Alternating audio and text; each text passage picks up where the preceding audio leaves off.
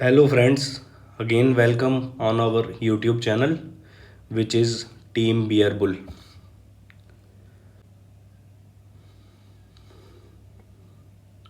Let's see इस week में क्या इम्पोर्टेंट डेटा है, वन बाय वन डिस्कस करते हैं।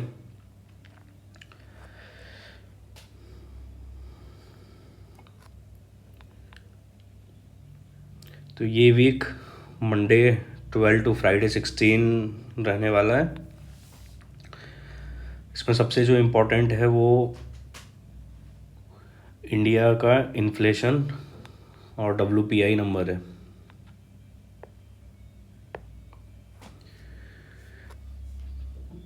ये डेटा ट्यूसडे को है।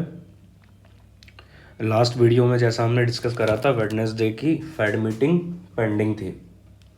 उसके बाद मार्केट हल्का फुल्का डायरेक्शनल हुआ, लेकिन कुछ रीजंस की वजह से या इंडिया पाक टेंशन की वजह से मार्केट ने वैसा रिएक्ट नहीं करा।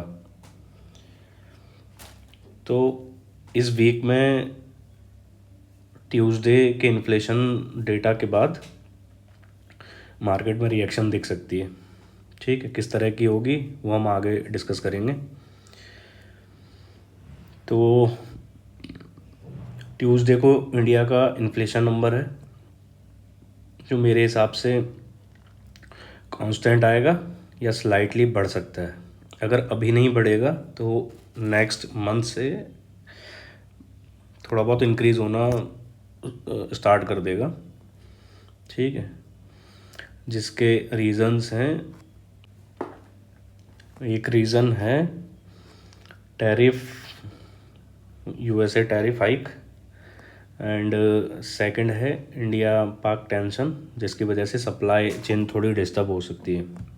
ठीक है, तो ये इन्फ्लेशन सप्लाई साइड की वजह से हल्का फुल्का बढ़ सकता है।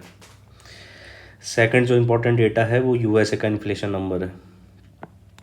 ठीक है, लास्ट वीक हमने फेड की मीटिंग देखी, उन फेड ने रेट में कोई चेंज नहीं करा है।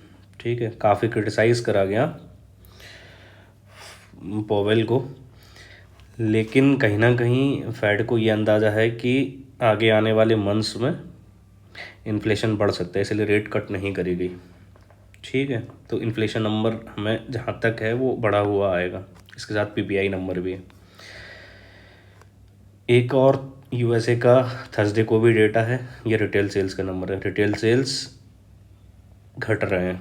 ठीक है, तो ये वही शो कर रहा है कि आगे आने वाले टाइम पे इन्फ्लेशन बढ़ रहा है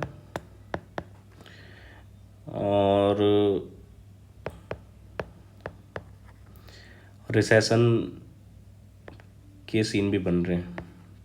ठीक है, ये मेनली USA में, तो बोथ टाइप का सिनेरियो बनेगा। ठीक है, मार्केट इसमें कुछ अच्छा परफॉर्म नहीं करता है, या तो रेंज बाउंड हो जाएगा या फिर गिरना शुरू कर देगा। ठीक है, थर्ड जो इम्पोर्टेंट है वो UK का अनएम्प्लॉयमेंट रेट है, ये भी बढ़ रहा है। ठीक है, क्योंकि इकोनॉमी इनकी भी उतनी ठीक नहीं चल रही है। अभी लास्ट वीक इंडिया और UK का फ्री ट्रेड एग्रीमेंट हुआ है, तो हो सकता है कि बोथ कंट्रीज़ को इस तरह के एग्रीमेंट से आगे आने वाले टाइम पे कुछ बेनिफिट्स मिले। ठीक है, तो टेक्निकल चार्ट पे देख लेते हैं कि इन पैरामीटर्स के हिसाब से ट्रेड लेनी कैसे। ठीक है, अगेन मंथली जो काफ़ी टाइम से हम इन लेवल्स को हर वीक में डिस्कस कर रहे हैं। तो monthly support 22,000 and monthly resistance 26,000। थोड़ा ये भी हमको देखना है कि मंथली कैंडल ये जो बन रही है मई मंथ की, ये मेरे हिसाब से थोड़ा ये बन सकता है कि इसकी विक नीचे एक्सटेंड हो सकती है तकरीबन 23,200 तक। उसके बाद कैंडल मंथ एंड तक लगभग या तो डोजी बनेगी या फिर ग्रीन में क्लोज कर सकती है, ये मेरी एक्सपेक्टेशन है। ठीक है, या दूसरा सीन ये बनता है कि मंथली कैंडल करेक्टिव टाइप की बने और बहुत छोटी बने। ठीक है, असल में मार्केट हिस्टोरिकल जो भी चीज़ें होती हैं उसको रिपीट करता हुआ आता है। जैसे ये जो कैंडल है जून 2024 की है, इलेक्शन के रिजल्ट जब अनाउंस हुए थे, लगभग इसी का रिपीटेशन इस मंथ में भी हुआ है, सॉरी अप्रैल मंथ में भी हुआ है। ये बोथ कैंडल लगभग सिमिलर हैं। इसके बाद आगे मार्केट ने एक अपसाइड की लंबी रैली क्रिएट करी थी, तो चांसेस भी हमारे यही हैं कि इसके बाद जब भी कुछ आगे स्टार्ट होता है तो मार्केट इसी सिनेरियो को रिपीट करेगा।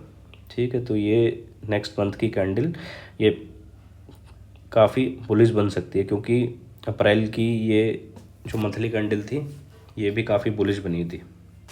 ठीक है, तो मार्केट में मंथली क्लोजिंग मैं तकरीबन 25,000 तक देख रहा हूँ। अगर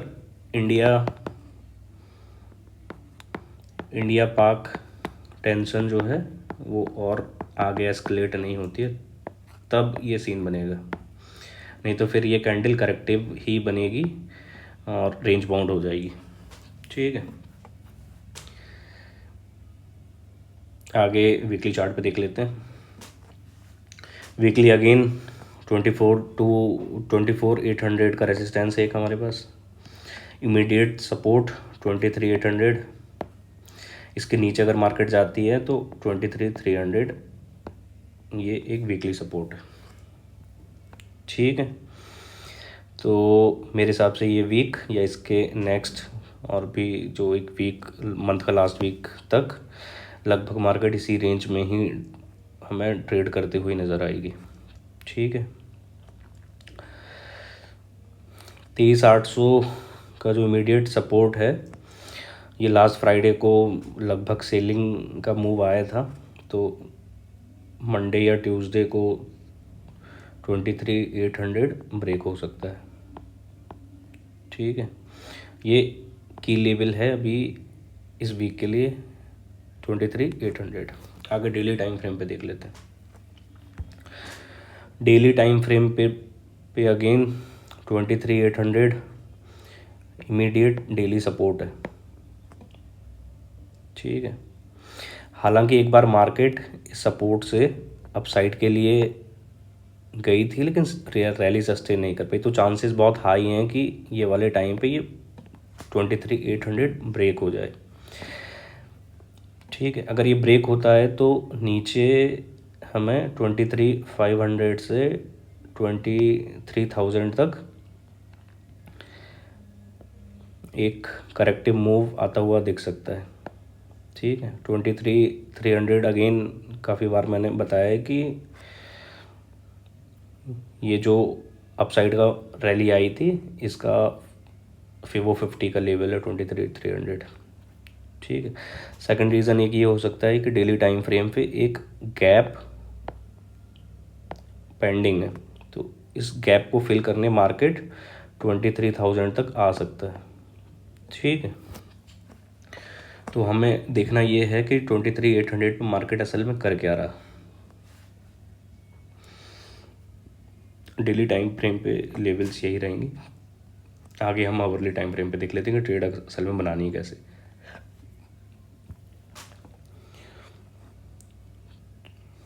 तो ये काफ़ी 2 वीक से मार्केट रेंज बाउंड हुआ यहाँ पर रेंज बाउंड था। उसके बाद फ्राइडे को एक डाउन साइड की मूव क्रिएट हुई। ठीक है, इस चैनल से मार्केट बाहर आया है।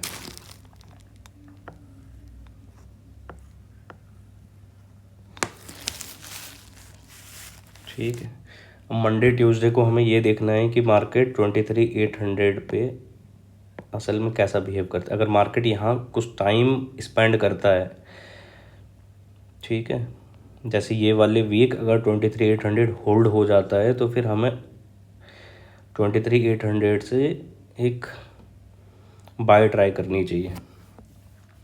हालांकि 23,800 से जो अपसाइड की रैली हुई थी वो सस्टेन नहीं कर पाई है, तो चांसेस ये भी हैं कि ये लेवल आराम से ब्रेक हो जाएगा और मार्केट हमको 23,800 से 23,000 के बीच में कहीं ट्रेड होते हुए दिख सकती है।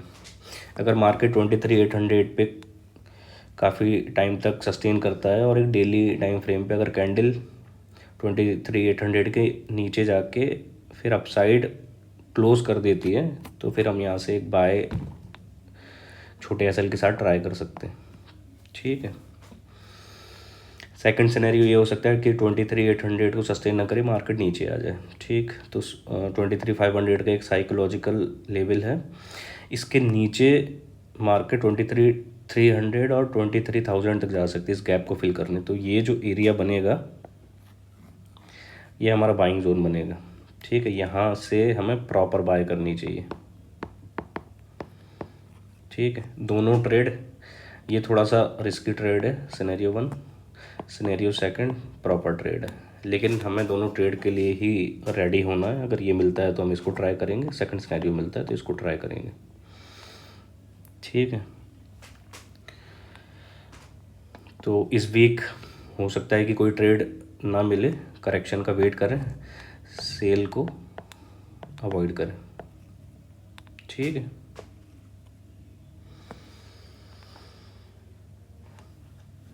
ठीक है, thank you friends, this is from my side, again thank you.